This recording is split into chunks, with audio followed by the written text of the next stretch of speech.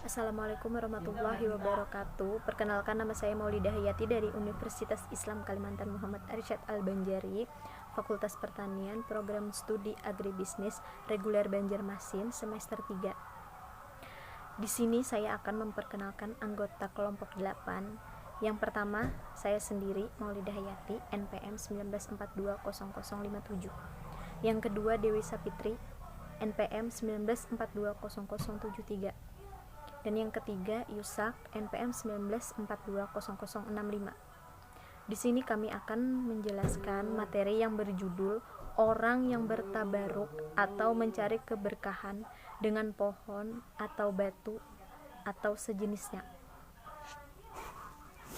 Langsung saja saya akan menjelaskan penjelasan global, yaitu Allah Subhanahu wa Ta'ala mengingkari orang-orang musyrik yang menyembah berhala-berhala umumnya, dan pada khususnya berhala-berhala yang tiga, yaitu Al-Lata di Taif, Al-Uzza di Wadi Nahlah atau lembah pohon kurma, dan Manah di Al-Musyal dekat Al-Kadid.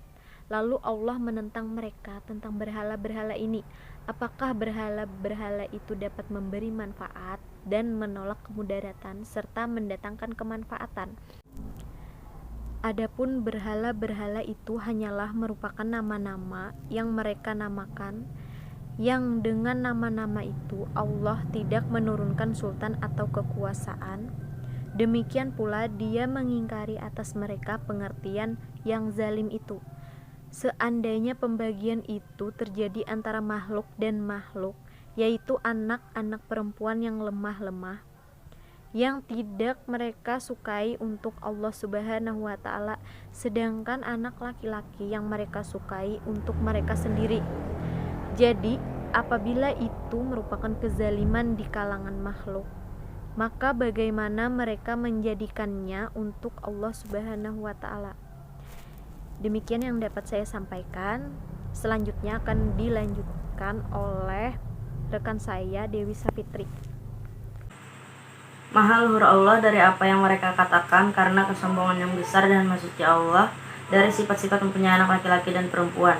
Manfaat: 1. Wajib mengingkari kemungkinan. 2. Batalnya penyembahan kepada berhala-berhala. 3. Wajib memasukkan Allah dari sifat mempunyai anak laki-laki dan perempuan.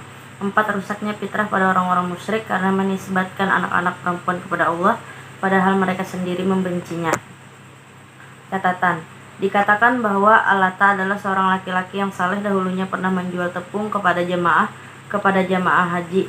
Tatkala ia meninggal dunia, maka mereka menetapkan pada kuburannya, dan katanya Al-Lata itu adalah sebuah batu besar yang terukir, dan pemaduan antara keduanya ialah batu besar itu dekat dengan kuburan. Lalu didirikanlah sebuah bangunan.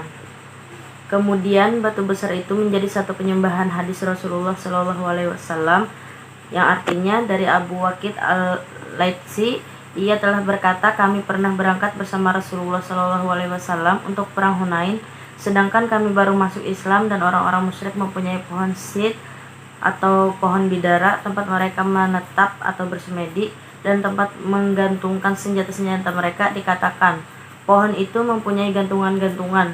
Lalu kami melewati pohon bidara itu, kemudian kami mengusulkan kepada Rasulullah SAW, wahai Rasulullah, jadikanlah pohon yang bergantung untuk kami sebagaimana mereka memiliki pohon yang bergantungan. Maka Rasulullah SAW menjawab sambil bertakbir, sesungguhnya itulah adalah tradisi-tradisi yang pernah kamu katakan. Demi diriku yang ada dalam genggamannya, sebagaimana telah diucapkan oleh Bani Israel kepada Nabi Musa, jadikanlah Tuhan bagi kami sebagaimana mereka memiliki ketuhanan. Nabi berkata, sesungguhnya kamu adalah kaum yang tidak mengetahui bahwa kamu tentu menuruti tradisi orang-orang sebelum kamu. Penjelasan secara global: Abu Waqid Al-Laitsi radhiyallahu anhu memberitahukan kepada kita bahwa dia pernah bersahabat dengan Rasulullah SAW ke perang Hunain. Mereka mengetahui bahwa orang-orang musyrik kitab Tauhid 73 mempunyai pohon bidara untuk bertabaruk dan bertempat tinggal di sisinya. Karena mereka baru masuk Islam dan mereka belum menguasai tujuannya, Mereka pohon kepada Nabi Tuhan agar menjadikan pohon sir untuk bertabruk dan bertempat tinggal di sisinya. Lalu Tuhan terkejut atas permohonan ini. Beliau bertakbir kepada Allah dan memahasucikannya dari yang seperti ini serta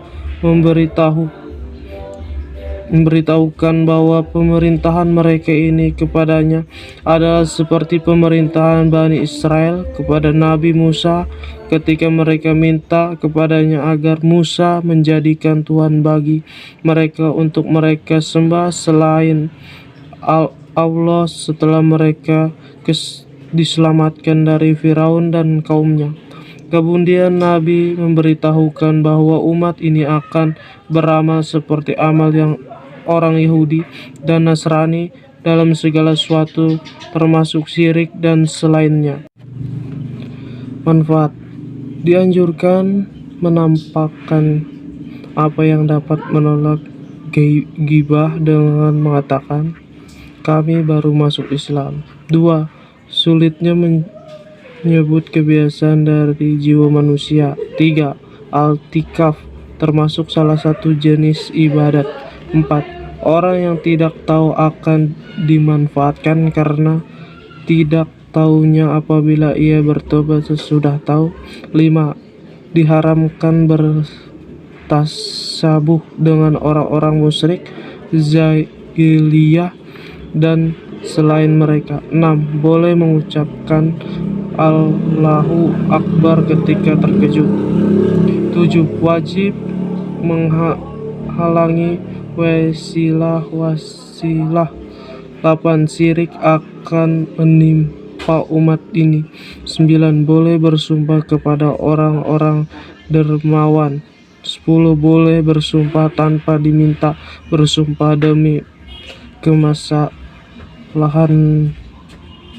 11. Umat ini akan mengamalkan segala apa pernah diamalkan oleh orang-orang Yahudi dan orang-orang Nasrani. 12. Apa saja yang dijadikan jaminan oleh orang-orang Yahudi dan orang-orang Nasrani adalah suatu peringatan bagi kita. Kesesuaian hadis dengan bab tauhid. Hadis Nabi menunjukkan bahwa menjadikan pepohonan untuk bertabaruk dan menetap padanya adalah perbuatan syirik.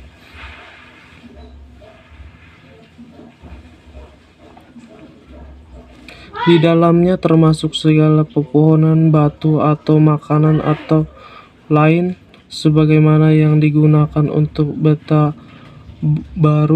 Catatan: pada akhir zaman banyak orang yang bertabaruk dengan keringat orang-orang saleh, minta berkata kepada mereka dan pakaian mereka serta pengalaman kebijaksanaan mereka untuk anak-anak dengan beranologi pada perbuatan Tuhan ini batil karena hal yang seperti itu khusus bagi Tuhan, bukan bagi yang lain, dengan dalil bahwa mereka sahabat tidak melakukannya dengan orang lain tidak pada masa hidupnya dan tidak pula setelah wafatnya. Para sahabat lebih berambisi untuk mengikutinya dari. Demikian yang dapat kelompok kami sampaikan. Salah hilap mohon maaf. Wassalamualaikum warahmatullahi wabarakatuh.